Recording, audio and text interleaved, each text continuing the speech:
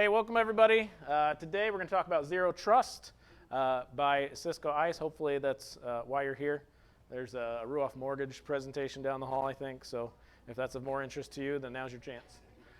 As Steve said, I am not Jason Dell, Security Practice Manager. Jim, I'm going to need your attention on this one. Oh, sorry. I am Jeremy Ryder, the Practice Manager. The Practice. I didn't realize there would actually be other practice managers in the room today. Sorry, guys. Just a little joke. All right, let's move on. We're going to talk about Cisco ICE, but first, I just want to set the stage for some challenges that I'm sure, cybersecurity challenges that I'm sure none of you in this room have, but may be present in certain organizations. We're all agreed that cybersecurity is a challenge, just to begin with, yeah? Yes. Very much so. So let me talk through a typical workday for one Skippy Smith at the ABC company. My hope is that you'll listen attentively. I'll have a few questions based upon Skippy Smith's day, and if you can answer or provide some feedback as far as what has Skippy Smith or his organization done wrong, what are some improvements that we can make. There's a lot of opportunities. Jason put this together. I think I get to the end, there's about 49 examples of things that went wrong, so I'm sure you'll pick up a few of them. So let's jump in. Skippy Smith works for ABC Company. ABC Company makes doodads, the best doodads in the entire Midwest. Skippy gets ready to go to his office. Unfortunately, his company-issued laptop crashed just yesterday. And so it's currently in the hands of tech support. Well, you know how slow those guys work, am I right? So Skippy's got to get things done.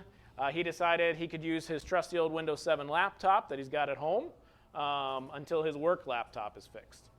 So he heads off, makes it to the office, parks in his usual spot by the side entrance, grabs his stuff, opens the door, it's unlocked of course, heads back to his office.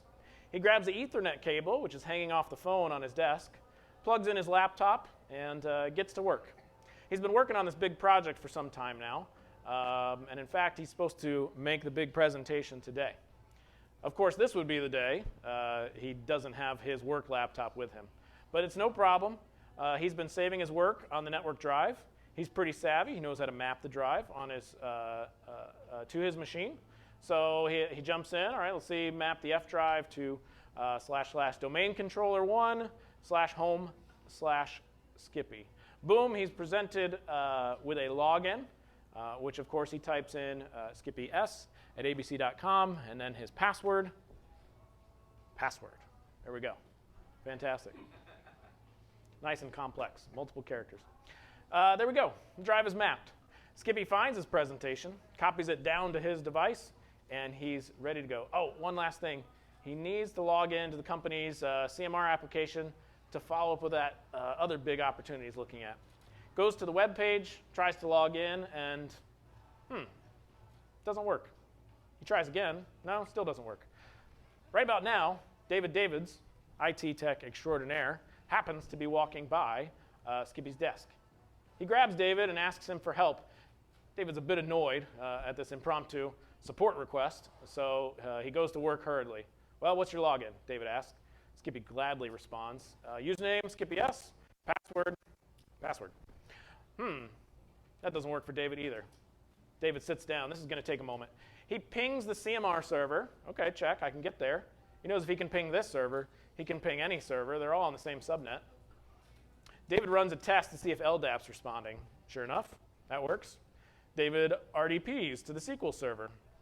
Pokes around for a bit and finds that, somehow the software firewall was enabled on the server. Well, there's the problem, states David. The firewall is enabled. Quickly disables the software firewall, tests the application again with Skippy's credentials. Works. Feeling both accomplished and impressed at his abilities, David strides out of Skippy's office with a spring in his step. Oh, too quickly, apparently. Whoops, David forgot to close the RDP session to the SQL server. No problem. Skippy will just close the RDP application and disconnect the session. Skippy's pretty savvy. He's about to run to his meeting and realizes, he'll be on Wi-Fi during the meeting. So he unplugs his Ethernet cable just to test real quick. It's been a while since he connected to the Wi-Fi. but he doesn't think the password's changed in a while, so that's no problem. Where was that? He had left a note in his drawer. There it is. Password. 1, 2, 3, 4, 5, 6. Punches it in. Oh, nope, that's wrong. They must have changed it. Let's see. Skippy's meticulous. He pulls out his trusty password book. This is out of his laptop bag. He's been with ABC Company for 10 years now, and he tries to write new passwords down whenever they're sent out. Okay, good. He had the password. He gets connected to Wi-Fi. He can ping any server that he tries. He's ready to go to the big presentation, and off he goes. We'll assume that Skippy had a good presentation that day. Great job, Skippy. So now's the opportunity for a little feedback for ABC Company, and maybe some security policies, technologies, what have you. Maybe we won't jump to solutions, but what problems we'll just say in that last scenario. I will take volunteer responses.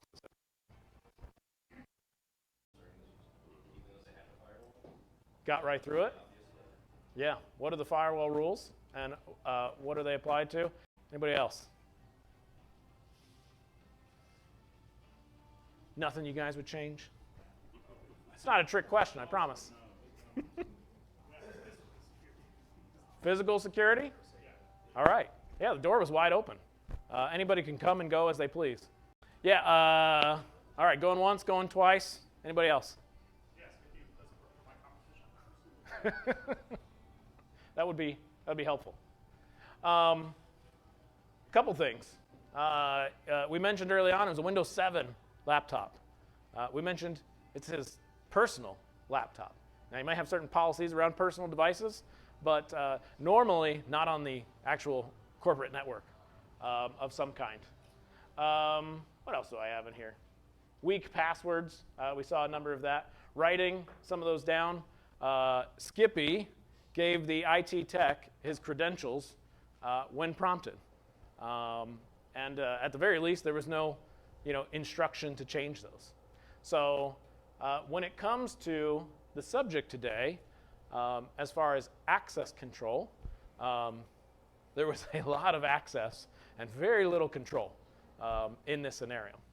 So this has been co-opted, the subject of access control, we'll just say, under the umbrella of a term called zero trust. Anybody heard of zero trust prior to today's meeting? Yeah, it's been out there for a little while. Instead of implicitly assuming trust, I implicitly don't trust an endpoint, an application, what have you. And so some of the hoops we're going to jump through to get to the point where we do trust is I want to know who you are. Username and password would be appropriate for answering this question, right? But then I want you to prove it. How many MFA adopters, users in the room? Yeah, I see some hands going up. And we use that because we found that, hey, just stating who you are, I might know your name, Jason. Okay? But when you're 100 miles away, do I really know it's you? Prove it. Let me make sure you have your cell phone. These kinds of things. What are you? What kind of device, maybe, are you on? Again, prove it. Maybe I assign a certificate. We see this with BYOD a lot. Maybe organizational devices will get some kind of certificate. Maybe they're all from a certain manufacturer. We can look at MAC addresses.